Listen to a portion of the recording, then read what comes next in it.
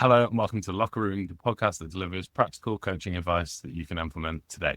So whether you're a coach, an instructor, an educator, or an athlete, we bring you real stories and actionable tips from experts in the field. Each episode explores key lessons from their careers to help you elevate your own teaching and coaching. We always wrap up by asking, if you could go back to your first day, what advice would you give yourself? Let's dive in.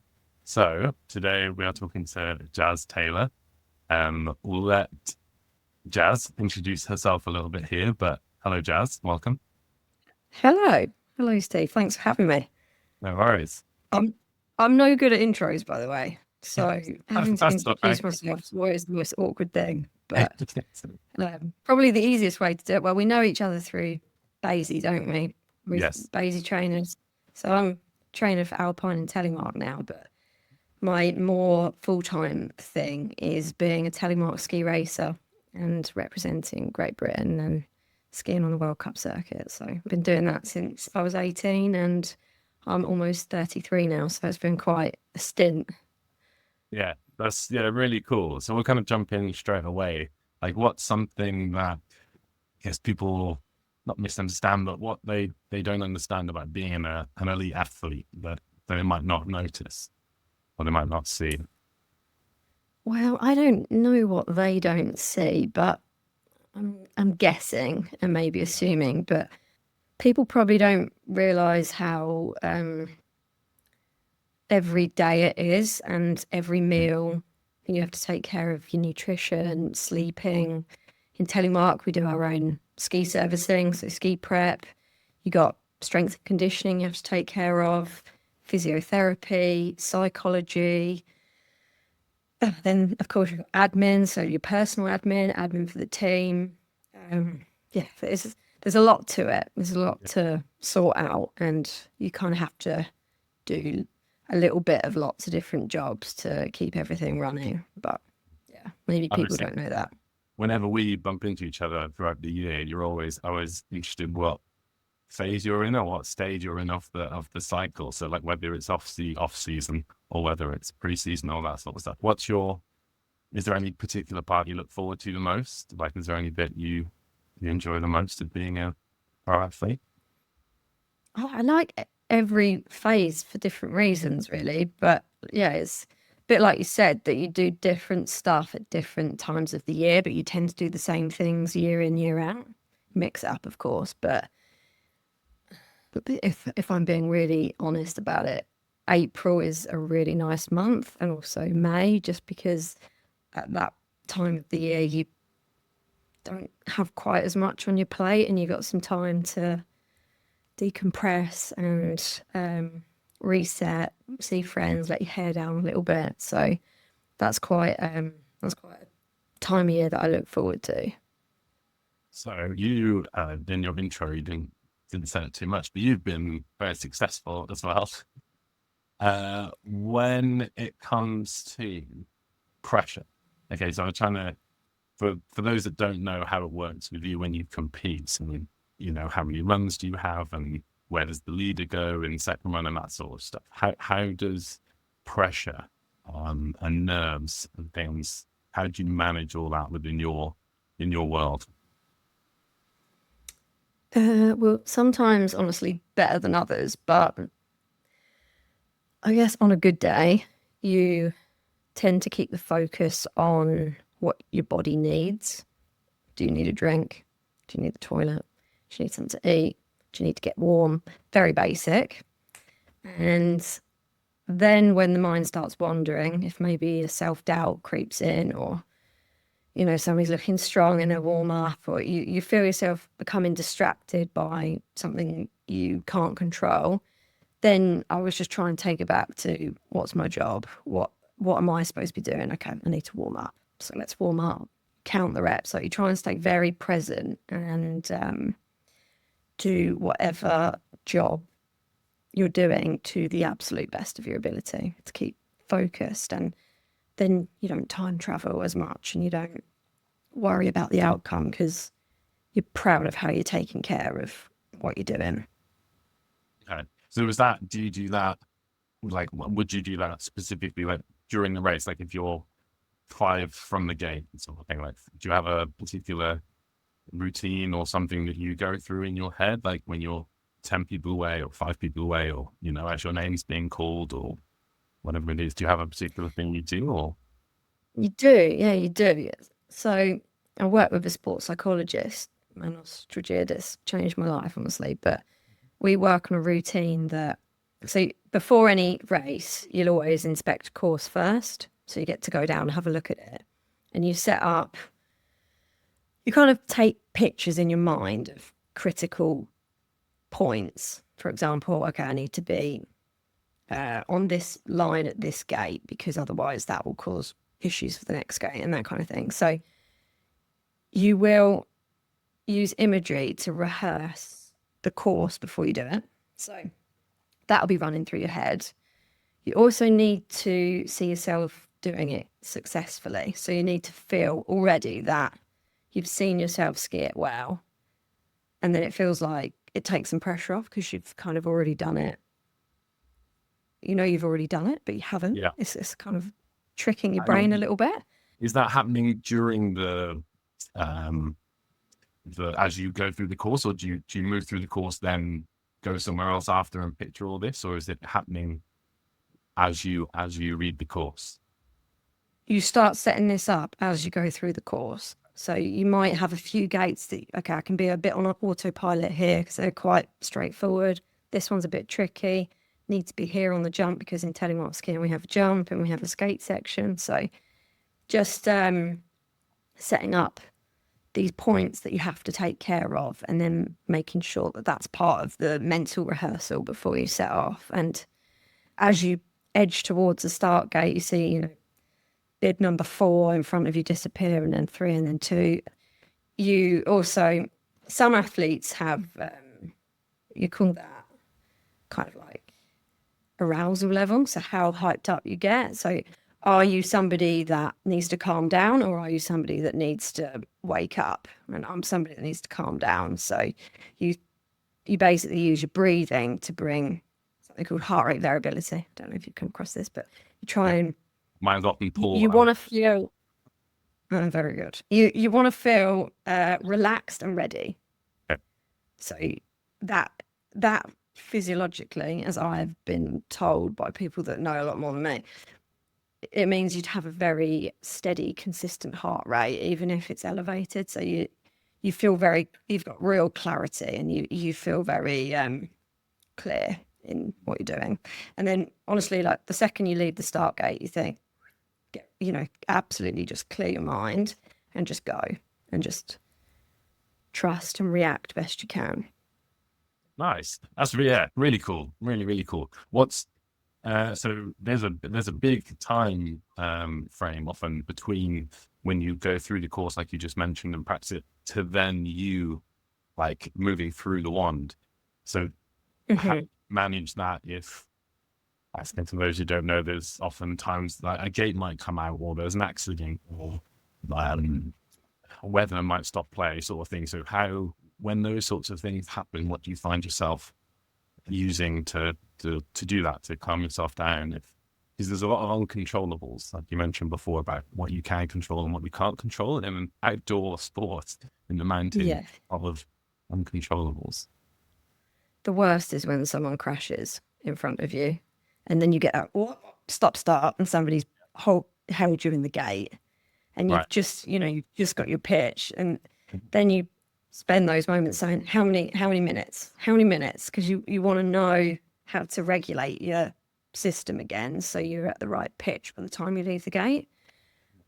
And it's kind of a feel thing. Like, you start being able to feel how long a minute is, how long 30 seconds is.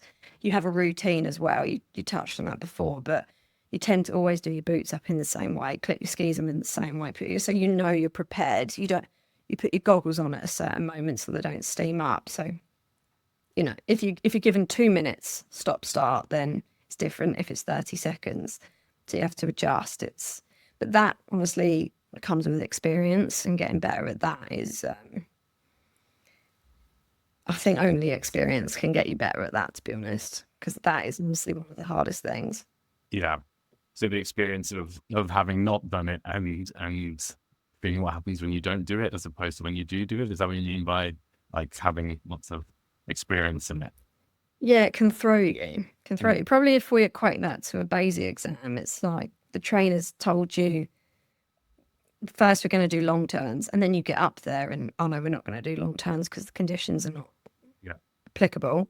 We're going to switch it up. Some people will panic, but it's kind of the ability to say, it's okay, we got it. It's all right. Just breathe, Yeah. give it a sec, let the anxiety come down. So it's whatever that is, I guess, some kind of emotional regulation or something. But yeah. If you, as you just said, that as the different sides of it. So if we've got any coaches listening or something about what's something that you as the athlete would lean on maybe, or would want from coaching staff or friends or whatever, is there any way you lean on them or anything that they can do to help, or is that something you work on before that moment? Yeah, I mean, my coach, the GB coach, and we also ski with lots of different athletes internationally. So he's a coach to many people, but I've been working with him from the beginning. Sebastian Monsard is his name. It's a Frenchman, but coaching the British team. I think what's great about our relationship is like a mutual respect and also a friendship. And even if you put the skiing to one side, it feels like I sort of trust him just as a person, and I feel that he trusts me as well. And I think you need that. You need to know that you're kind of, in a way, loved regardless of the result. You're not gonna, your self-worth is not tied up completely with these results that you're having to produce, and having a good coach that is looking out for your best interests as a human really goes a long way. Yeah, really cool. What's something that you coach now as well, or instruct a little bit as well with BASI stuff? Like, have you find before, like, a little parallel there? Is there anything that you, when your coach, have done in the past that you think, oh, if I ever coach somebody, or if I'm in with athletes, I definitely want to do that. I want to make them feel that way. Or is there anything that you would specifically do as if you're a coach? I think the mutual respect thing I really try to do. It's difficult to build rapport with somebody in a week or 2 weeks during a BASI course to the same extent of 15-year long career with a coach. You're not going to achieve that. But I try not to. I think it's easy to have maybe a certain, not deliberate as such, but a certain hierarchy.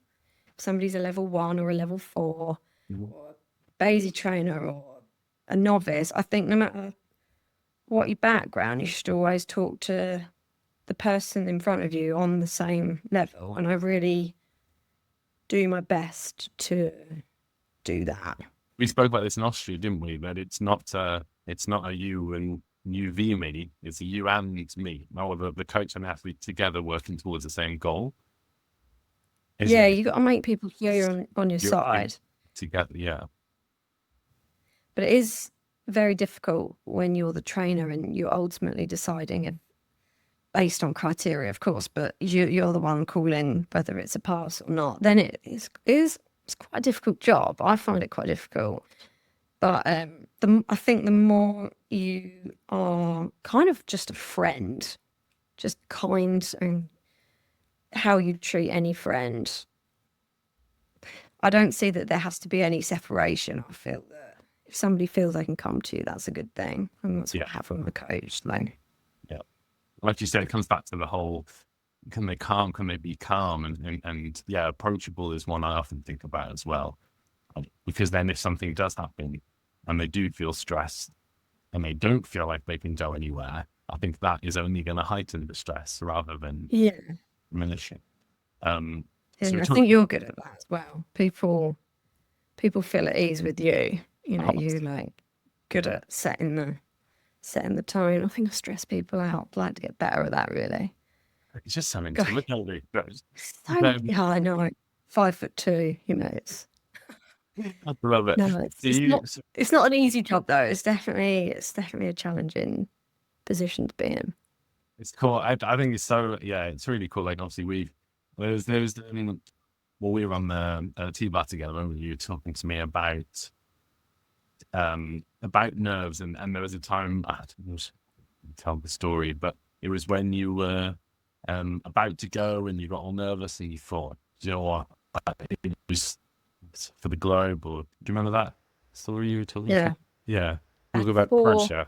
Because sometimes I find having a bit of a sense of humor about it helps. See, like when there's so much pressure, it's also, I'm in two minds about it. Firstly, I chose to have this career and life. And, like somebody interviewed me for a local paper recently and said, why do you think snow sports are so important? And I said, I don't. They're not, Like, who ever said that snow sports was important? I don't know. But, partner's a paramedic. That's important. So yeah, sometimes I deal with it with that train of thought. And then sometimes I think, well, like my lifelong ambition at this point, the last race of the season, I was in the running for all 4 globes. I ended up with 3. So that's pretty good. I'm pretty pleased with it.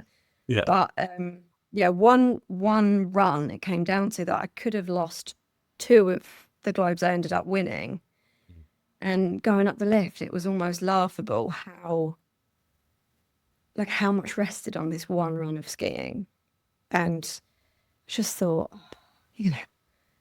is it all worth it for this much stress and angst? Why don't I just enjoy it and just somehow rise above it and just think, oh, whatever it is, it'll be.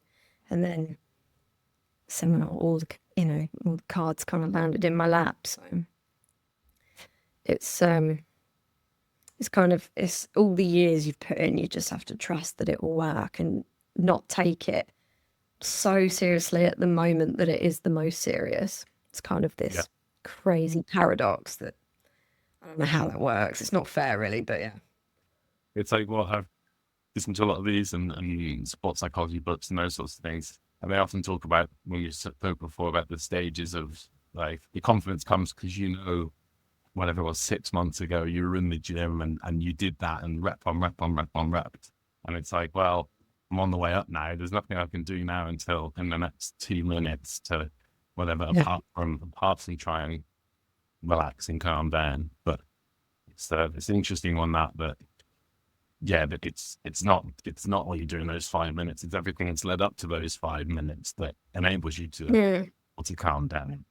That's the makes sense. Is that right? Is that something that's true, or is that something people just say? So I think so. I don't even know whether. No, I think you're right. And of course, there's always the first time you do something. So then it's you're really going out on a limb, because in a moment where you're in the balance for a podium or a win or a globe, you can think, I've been in this situation before. I did it before. I can do it again. But the first time you do something, you don't have that. You have to go somewhere else or draw on something else. So yeah, that's sort of creating a false sense of confidence, I think. So you mean, would you ever use, like, I think Brady spoke about it as well when he's talking about his plays, like you mentioned before, he visualized himself making the play, so he's already done it. He's leaning in a little bit to what you just mentioned. Then you're kind of cheating your way into making your body believe that you've been there before, even though you have. Yeah, that's a bit what the imagery is. Yeah. So do you find, you find that helps a lot? Would you then, so maybe not even the course setting sort of thing, would you like zoom out a bit and you try and imagine yourself in that situation? We're doing it as kids, right? Even when I used to be playing basketball, you're like, oh, this is it, this is the shot that's going to win the match. You jokingly say those things in your head. Is there some validity to that then, do you think? to put I yourself? think if you imagine the moment that they're already singing the national anthem and you're stood on the podium, it's not good because you're not in the moment. Yeah. And also your ego's run away with you and Yeah. you've lost focus on what's actually happening in the moment.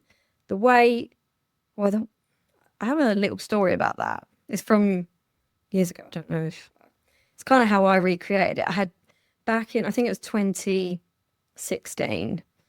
And at this point in my career, I only had one world championship medal and I think one World Cup podium. But because I had this world championship medal, I was starting to feel like, I really should be more regularly on the podium. You place all these expectations on yourself. And that entire season, I wasn't skiing well. Oh no, I wasn't jumping well. Sorry, I wasn't clearing the line. So in Telemark, you need to jump a certain distance in order to clear the line. If you don't, you get penalties.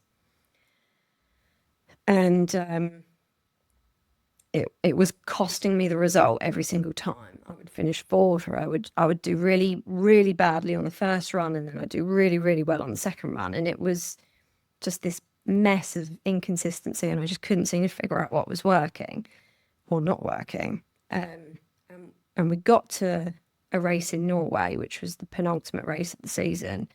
I got to this race in Norway. I'd skied really well. So I'd put down a time in skiing, which would have been on the podium. And I got to the jump and my body completely froze. So I just kind of plopped off this jump, was miles away from the line when I'd been making the line all season. Right. And my coach, quite rightly so, was super frustrated with me. Like, why now that you're skiing well, have you decided that you can't jump anymore when you've been jumping properly this whole time? And I was frustrated as well. And he said to me, you did that deliberately. And this really pissed me off in the moment. It was a real how could you say that to me? Yeah. Why would I put in all these hours, all this time, all this heartache to just mess it up for myself deliberately and to just suffer and feel like hell all day long? Like, why would I do that deliberately? And I couldn't sleep that night. I was so going over this comment, and I just thought for a sec, what if he's right? What if subconsciously I did do this deliberately? And I was sat with that, and you think, damn it, what is the trick? What is the thing? And then I started to think about, I'd had some success at this point with sponsors, and even on a more just normal day-to-day level, I started piecing memories together. And I thought, when I walked into that sponsorship room, I already felt that I had the deal before I stepped into the room. I don't know what that was based on, but I already felt it was going to be a success. Or if you tell someone a joke and they're going to laugh, you tell the joke differently compared to if you're not sure if they're going to laugh or not. And then ultimately it's not funny because you've not told the joke with enough confidence or enthusiasm or whatever it is. So you start piecing all these memories together. And we got to the last race in Switzerland. And I just thought, what if I've already been successful tomorrow? What if I've already done it? And I don't need to worry about that because it's already decided that no matter what, tomorrow is going to be a success. And I didn't even know what success meant. I just thought, no, I don't care what it means, just it will be brilliant. And for the first time, I was on the podium again that season. It was like the first podium and the last race. And I thought, okay, that's an ingredient that you have to apply. So there's something in that. I don't know, I guess self-belief, but even if it's a fake sort of self-belief, you have that in you somewhere. You just have to make yourself feel it before it's happened. I don't know. No, that's really cool. That's really cool. So and that's through visualization, or that was through just I've done it, so I don't need to think about it, or like you mentioned before, you don't visualize yourself already on the podium, like with them singing out them, but you just have a feeling of it's okay, I did it. Or how would you describe so I guess the feeling? I suppose you just again, it's kind of the emotional regulation side of it. So instead of stepping into the start gate and thinking, oh, I don't deserve to be here, I'm anxious, I feel less than, you step into the start gate, like your body language is going to be different, your whole energy, the vibe, the way you ski won't be defensive. It changes everything, really. Yeah. But you summon an emotion or just a vibe or a feeling before having the right feeling. I don't know. I don't know what No, that is. I was listening to a podcast today with an Olympic runner, and he spoke about that. And yeah, all of his notes finished with, and every last the line his coach would say to him was 10 feet tall and bulletproof. So like as he walked into an arena with the crowd, and it must be very easy to feel quite small as you enter a stadium, a full stadium. And he's like, his last thing he would say to himself was 10 feet tall and bulletproof, and so that would be. So he would walk Yeah, in. he feels that he is 10 feet tall and bulletproof. Yeah. And so that was he was at the end of all his notes. It was the end of everything. And I thought, that's interesting. Obviously, that's not true, right? You're not 10 feet tall and bulletproof. No. But in the feeling that he had within himself. And again, he mentioned what you said, it was a self-regulator in some case. Yeah. So that, so do you think it's important for an athlete to find that themselves, or is there a way that you think, like if a young teammate came up to you after listening to this and was like, "Oh, Jazz, like I want that thing. Like what is it?" Do you think it's something that can be given, or it's something that the athlete needs to discover themselves? I think with anything psychology wise, it always has more of an impact if you have the click yourself. Mhm. You have to feel that and experience it for yourself.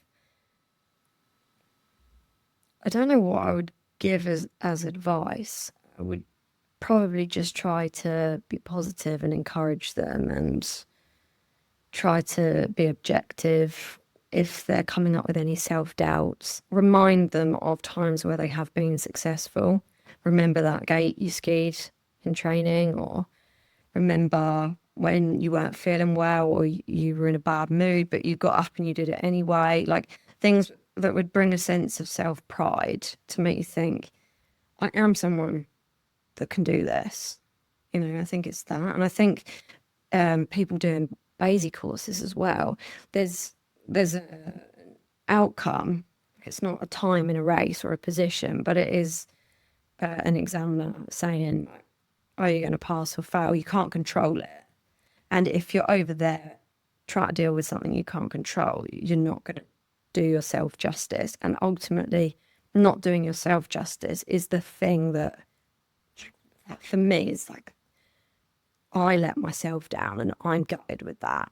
So I think it would be much easier to swallow a bad result, a bad time, a fail in an exam, if you can think, yeah, but you know what? I had my own back and I absolutely did my best with what I had that day. Yeah. And I can only be proud of it. And there you'd be like, okay, now I know exactly what to do to get better. Mm. Yeah, that's the classic Federer one, isn't it? Like if you look at Federer after any point, it'd be very difficult to see whether he won or lost the point. Like he was very. That was after seeing a psychologist when he was younger, because he had quite quite bad anger issues when he was a teen. Interesting, yeah. Thing. So and that was one thing he often spoke about post retirement was that he had really tried to keep himself level. I know Djokovic has spoken about it as well, is that you will feel that emotion, like you will feel angry, but it's how quickly you can then come back to a neutral. Yeah. So it's not feeling the emotion. It's almost allowing yourself to feel it but then coming back somehow. Well, it's the difference between if you're doing, say, short turns, skiing towards a trainer. They've got pretty much the clipboard out, marking, making notes and everybody. It's nerve-wracking as hell.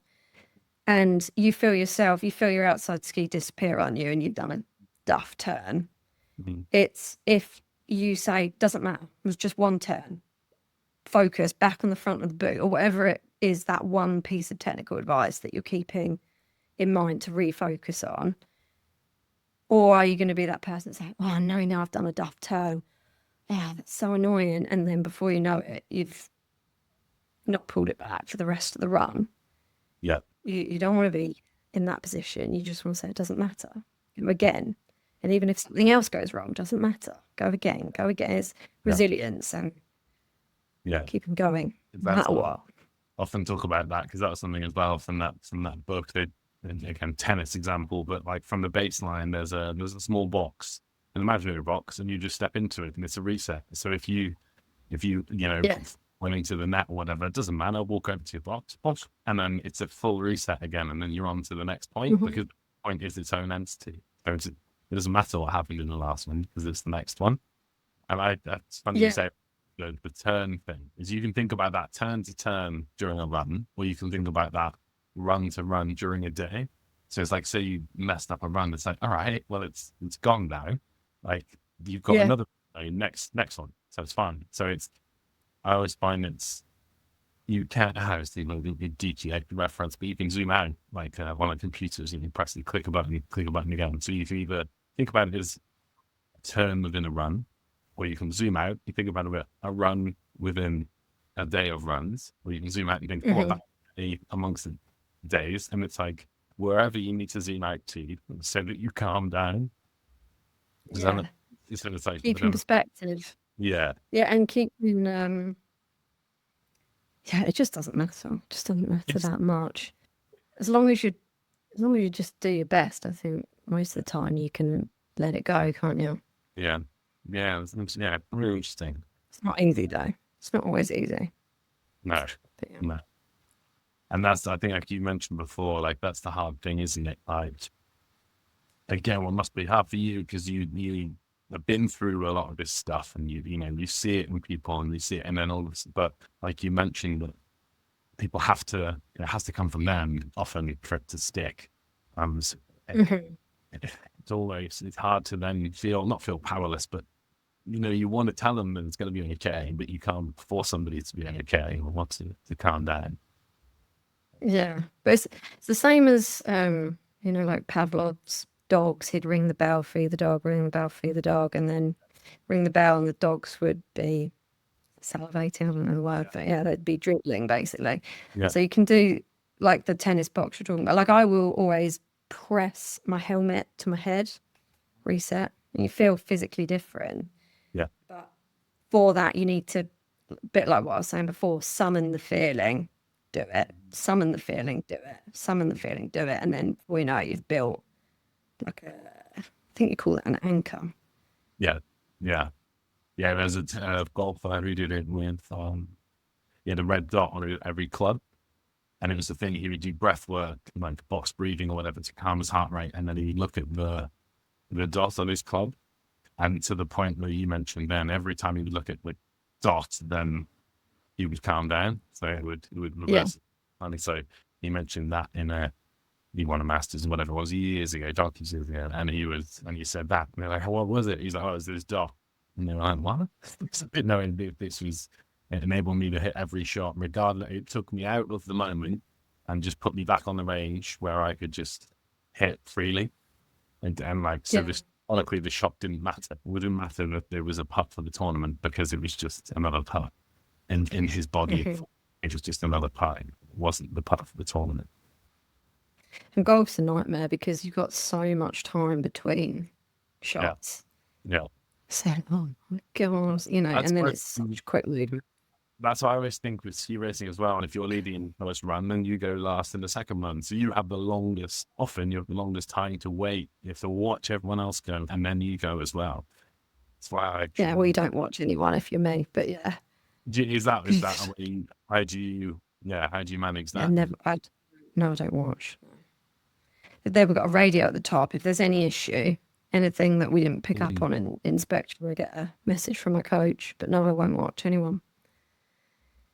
Nothing will rob you quicker of your confidence than comparing and despairing. So yeah, it's like I don't give myself even the option to be able to do it.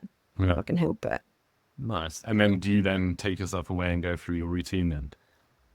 You got to warm up. You got to make sure you're you've got a sport drink you're drinking, you've got water, so you're like, you've got constant decisions you're having to make. It's not like the biggest decision in the world, but like, just like I said before, seeing to basic needs and making sure your body's warm and ready, and practicing going through what you need to go through mentally to get ready. So there's plenty you need to do at the start that you can keep busy with. That routine one, I was thinking, I was talking about this actually the other day with the Nadal one, with his, we've seen him with the bottles. He has like a lot of people refer to it as like an OCD thing with the bottle, but they actually did a study on it. And it mentally soothes people. Like, they did a study where they had people do a routine before they did anything, and it was almost like a self-soothing, like exactly how we mentioned. So like, I think it was like a 3-step process or whatever it is. Yeah. So you could just choose it. So what, like you said, yours is the pressing the helmet and the gloves. You said you put everything on a certain way. Yeah. And part of that is just practicality, so you don't forget anything. But it does get you prepared, because you have that associated with a feeling. It's like looking at a photo, and you see the photo and you remember having the photo taken, and you sort of feel the same way as you did when you were having the photo taken as when you're looking at it.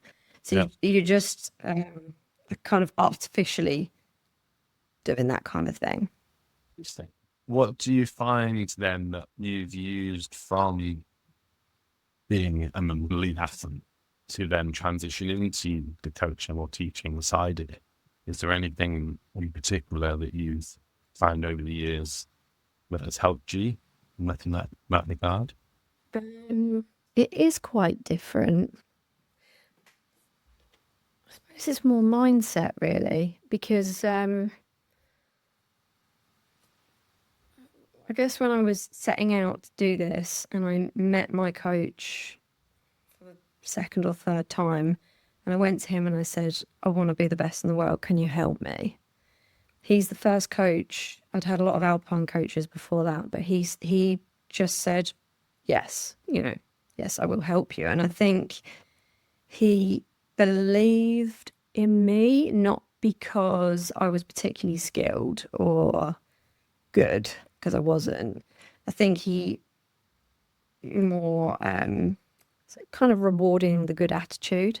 So if I were to go back, and I have done some coaching, and I try to instill that it doesn't matter if you make mistakes, or it doesn't matter if you're not having a good day performance-wise, but just that you turn up with a good attitude, and that you have your own back, and that you're doing your best. And I think that's the most important thing. And there's always a way to solve whatever issue you have. Being a competitor and an athlete, really, I would say not more than 20% is the actual work done on the snow. Like, there's so much work off snow, there's a lot of work done on snow, but there's also a lot of work done off snow. So you're already physically prepared by the time you get onto snow. And then being British as well, and I know you started skiing very late, Steve, which is honestly a remarkable achievement, to be honest, because that kind of shows that it's possible for everyone. But you would have had to have done something a bit like I have, which is above and beyond what anyone else, what were you, 19 when you learned to ski? I was a bit younger than that, but I only did like a few weeks every couple of years. But when you started skiing properly, being a ski teacher, I was 19, or 18 when I did my ski course and realized that I couldn't ski. Oh, I could. Well, if we take your Swiss or French or Austrian equivalent, would they have to run the number of drills at the age you did in order to be as good as you are now? Probably not, because they've already done that just part of ski school when they were 2 or 3. Yeah, exactly. Or doing race training when they were a child. Yeah. So being British as well, you do have to think, well, if I want to catch these people up internationally that were already brilliant skiers by the time they were 10. What am I going to do? How am I going to do it? You do have to do something extra.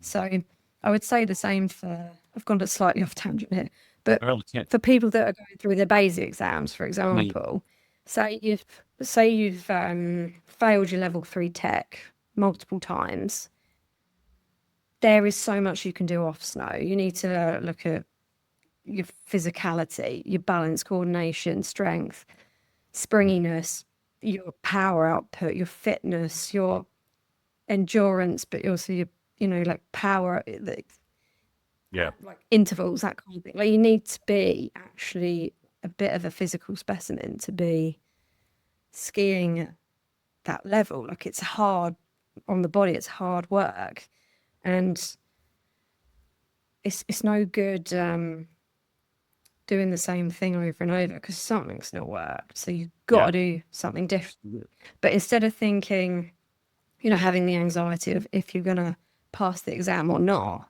taking a bit my kind of arrogant idea of deciding that you've already passed it, and then it's only just a case of how to do it. Okay, I am going to do this, but just I've got to figure out how. And then you do find the correct people along the way to help you. Yeah, and I that's funny. I feel what you're saying there about a lot of people do level 3 and 4 training, and they often say, "Gee, man, how fit do I need to be, or how strong do I need to be?" I was like, well, you need to be able to, at any point of the week, at any time, if you need to ski the best you could ever ski, you need to be able to do it like that. And so you need to have a certain level of fitness to be able to do that over the course. Often physical awareness season as well. It's like for us when we're together, it was in May, right? So it's like it's the end of a long season, so you're probably already so you have to factor all that in. But I think as well that the times I've seen people come and do that with us, and then times they do then get it, you see a different person in the exam, during the exam. Like there is a calmness, because there is a sense of I can do this. I've done it, essentially. Yeah. I know I can do it. Yeah. And the week before, they're like, I think I can do it.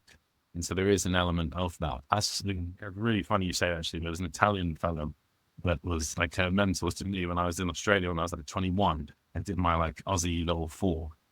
And he had a thing, and I wasn't going to go to the exam because it's in my head, I didn't know where the level was, and I thought I was way off. So I just didn't go for it. I just did all the training with people in the resort, and I just thought it was way off. And then when a friend said, "Oh, I was surprised I didn't see your name on the list of people doing it," I was like, "Oh, should I do it?" And he's like, "Yeah, I think you're like skiing all right, sort of thing. You're making good movements or whatever." I was like, "Oh wow, okay." So then I did sign up for it.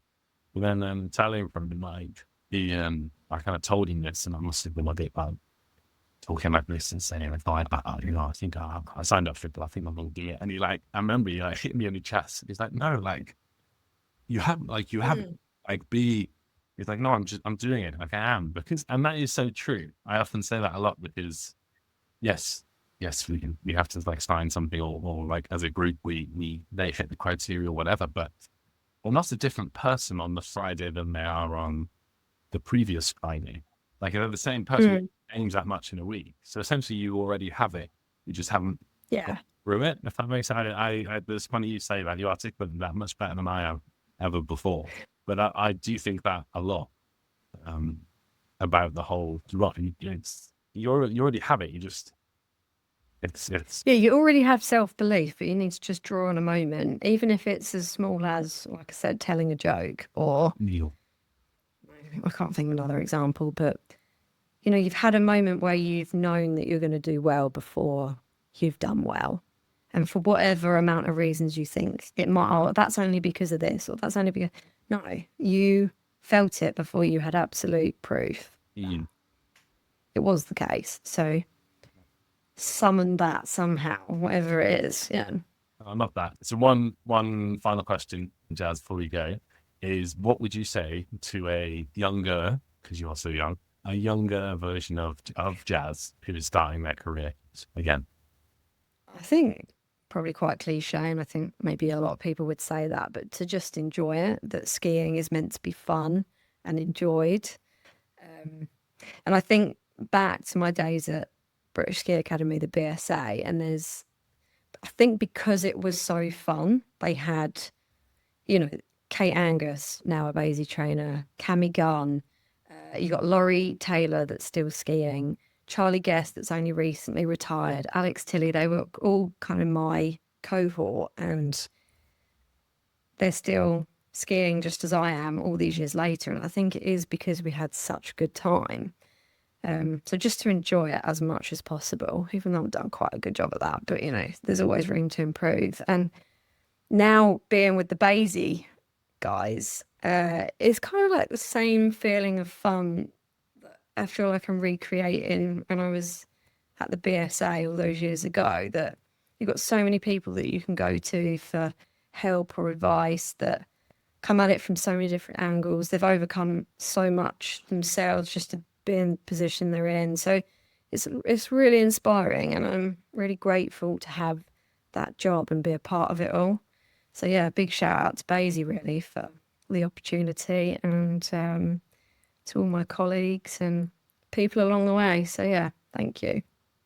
Very cool. Very, very cool. Well, thanks, Jazz. All the best for next season and everything. Thanks for being on. Always fun to chat, and we'll catch up again soon. I'm sure. Thanks, Steve.